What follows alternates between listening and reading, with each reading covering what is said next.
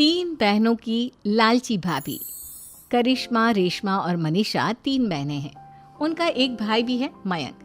मयंक अपनी बहनों को बहुत प्यार करता है, लेकिन मयंक की पत्नी सविता इस मामले में मयंक से बिल्कुल ही अलग है। वो अपनी ननदों का जितना बुरा कर सकती है उतना बुरा करती ही रहती है और अपनी ननदों पर हुक्म भी चलाती है। करिश्मा, करिश्मा, तुमने अभी तक नाश्ता नहीं बनाया? तुम्हारे भैया को ऑफिस जाने में देर हो रही है। हाँ भाभी, बस अभी बनाती हूँ। करिश्मा, तुम ये ढीलापन छोड़ दो। कल को पराए घर जाना है। वहाँ अगर तुम इस तरह से काम करोगी तो लोग क्या कहेंगे कि माँ ने और भाभी ने कुछ सिखाया नहीं। और तुम्हारी दोनों बहनें कहाँ हैं? रेशमा मार्केट गई है और मनीषा सो रही है। क्या? सुबह के 8 बज रहे हैं और ये महारानी अभी भी सो रही है? ये कहते हुए सविता अपनी सास दुर्गा देवी के पास जाती है। माँ जी, देख रही हो अपनी बेटियों के तौर तरीके? क्या हुआ बहू, सुबह सुबह क्या कर दिया मेरी बेटियों ने? अरे एक तो अभी अभी उठकर किचन में गई है, दूसरी सुबह सुबह बाहर चली गई और तीसरी अभी तक सो रही है। क्या करूं मैं इन तीनों का? मैं तो परेशान हो गई हूँ। जा जाकर उठा उसे और रेशमा से मैं बात करती हूँ। सविता सीधा मनीषा के कमरे में जाती है और उससे कहती है, महारानी जल्दी उठो, सूरज सर पर आ गया है। भाभी थोड़ी देर और सोने दो ना, मैं रात को लेट सोई थी। वो क्या ना, यूनिट टेस्ट चल रहे हैं। शराफत से उठती है या नहीं, या फिर पानी की भरी बाल्टी डालूं तेरे ऊपर? नहीं भाभी, मुझे बिस्तर में नहीं नहाना, उठती हूँ मैं। मनीषा जल्दी से उठकर बाथरूम में चली जाती है। सभी आराम से बैठकर नाश्ता कर रहे होते कि तभी रेशमा बाजार से हाथ में सामान लिए आ जाती है। रेशमा को देखते ही सविता उस पर बरस पड़ती है। लो, आ गई महारानी। ऐसा भी क्या सामान लाना था जो सुबह आंख मलते ही बाजार की तरफ रवाना हो गई? भाभी, कल आप ही तो चीख रही थी कि घर का सारा सामान मुझे ही लाना पड़ता है, घर में किसी को भी किसी काम से कोई लेना देना नहीं है। अब मैं बाजार जाकर सामान ले आई तो आपको इस बात से भी तकलीफ हो रही है? देख रही हो माँ जी, अपनी बेटी की जुबान कैंची से भी तेज चलती है।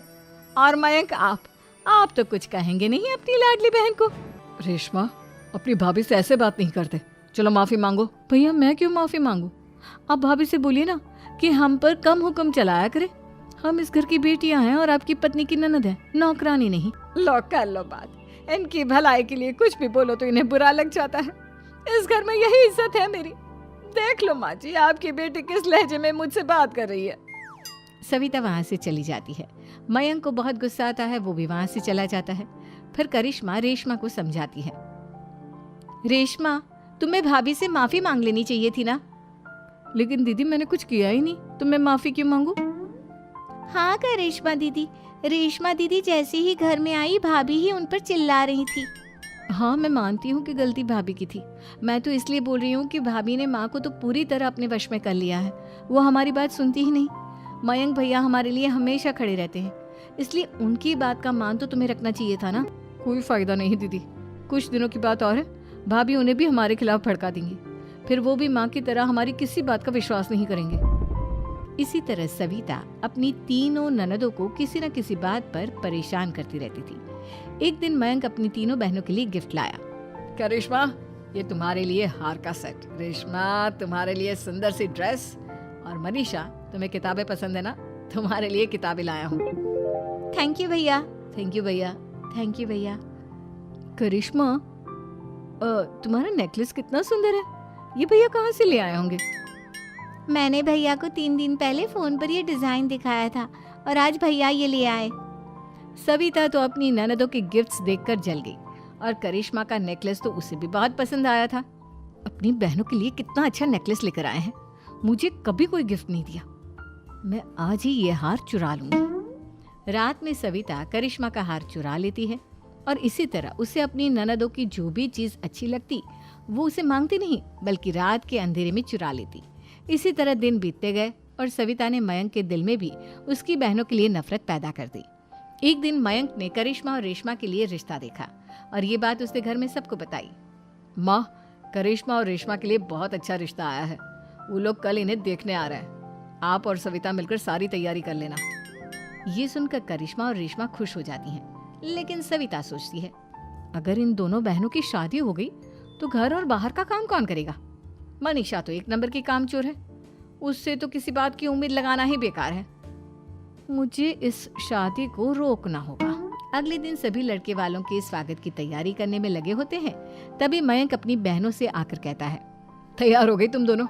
देखो दोनों लड़के बहुत अच्छे हैं, मैं कोई कसर नहीं छोड़ना चाहता, इसलिए तुम उनके सामने अच्छे से बिहेव करना और अपनी भाभी से लड़ने मत लग जाना। करिश्मा, तुम वो नेकलेस पहन लो ना जो मैं तुम्हारे लिए लाया था। भैया मैं बहुत देर से वो नेकलेस ढूंढ रही हूँ, लेकिन मुझे मिल ही नहीं रहा। क्या तुमने नेकलेस खो दिया? तुम्हें पता भी है वो कितना महंगा था? तुम कोई काम ढंग से नहीं कर सकती। मयंक गुस्से में वहां से चला जाता है। थोड़ी देर बाद लड़के वाले भी आ जाते हैं। वो दोनों बहनों को पसंद कर लेते हैं और रिश्ता पक्का हो जाता है। लेकिन सविता के दिमाग में तो कुछ और ही खिचड़ी पक रही थी। वो पंडित जी के पास करिश्मा की कुंडली लेकर जाती है और उन्हें पैसे देकर करिश्मा की कुंडली बदलवा देती है। जब लड़के वालों के पास करिश्मा की कुंडली जाती है तो वो दुर्गा को फोन करते हैं। बहन जी, हमने करिश्मा की कुंडली अपने पंडित जी को दिखाई थी। आपकी बेटी की कुंडली नहीं बल्कि दोषों का पिटारा है।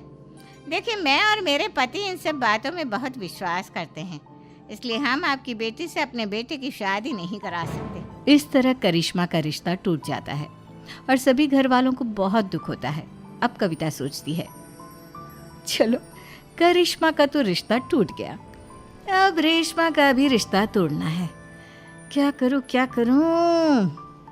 अब सविता आवाज बदलकर किसी अननोन नंबर से रेशमा के होने वाले ससुराल में फोन करती है। हेलो, मैं कौन हूँ कौन नहीं ये आपके लिए जानना जरूरी नहीं। बस इतना सुन लो कि रेशमा का 2 साल से किसी के साथ अफेयर चल रहा है। बस रेशमा का रिश्ता तोड़वाने के लिए सविता का इतना कहना काफी था। अब रेशमा का भी रिश्ता टूट गया। मयंक और दुर्गा देवी ने रेशमा को खूब खरी खोटी सुनाई और उससे बार बार उस लड़के के बारे में पूछने लगी। आप दोनों मुझे क्यों परेशान कर रहे हो? अरे कोई लड़का होगा मेरी लाइफ में तो मैं बताऊंगी ना, जब कोई है ही नहीं तो कहाँ से लाऊं मैं कोई लड़का? तो तेरे होने वाले ससुराल वालों को फोन किसने किया था? माँ मैं नहीं जानती किसने फोन किया था, मैं सच कह रही हूँ। मैं तो पहले ही कह रही थी इसकी लगाम खींच कर रखो, लेकिन मेरी सुनता ही कौन है। आप चुप रहिए भाभी, ये सब आपका ही किया धरा है। अब तीनों बहनों को विश्वास हो जाता है कि ये सब उनकी भाभी ही कर रही है। तीनों बहनें अपनी भाभी को सबक सिखाने के लिए एक वकील कर लेती है और घर में हिस्सा मांगना। देखो भैया, माँ बाप की जायदाद में जितना बेटों का हक होता है उतना ही बेटियों का, इसलिए इस घर के 4 हिस्से होंगे और हमें अपना हिस्सा चाहिए। मैंने तुम्हारे लिए क्या क्या नहीं किया और तुम इस घर में हिस्सा मांग रही हो? भैया, आप और माँ हम बहनों की कोई बात नहीं सुनते हो और भाभी हमारी शादी नहीं होने देगी क्योंकि उन्हें लगता है कि आप हमारी शादी में ज्यादा पैसा लगाओगे और उन्हें हम जैसी फ्री की नौकरानी कहाँ मिलेगी। तो हम भाभी के साथ तो रह नहीं सकते, हम बहनों को अपना हिस्सा चाहिए। अरे तुम्हें शर्म आनी चाहिए अपने भाभी पर ऐसा इल्जाम लगाते हुए। वो तुम्हारे बारे में कितना सोचती है। हाँ माँ, भाभी हमारे बारे में बहुत सोचती है, दिन रात बस यही सोचती रहती है कि किस तरह से अपनी तीनों ननदों को परेशान करूं और कभी मुझे पढ़ने भी नहीं देती। दोनों बहनों का रिश्ता भी तो इन्होंने ही तोड़वाया है और रात में हमारे कमरे में आकर हमारी चीजें भी चुराती हैं। इसी तरह सविता की तीनों ननदें अपनी बात पर अड़ी रही। अब कोर्ट में तारीख भी शुरू हो गई। जब सविता को लगा कि उसकी तीनों ननद इतनी आसानी से नहीं मानने वाली, तो उसने अपने पति और सास को सारी सच्चाई बता दी और अपनी तीनों ननद से माफी मांगी। मयंक और दुर्गा को भी अपनी गलती का एहसास हो गया। अब सविता खुद करिश्मा और रेशमा के लिए अच्छा रिश्ता ढूंढती है और उनकी शादी करवाती है।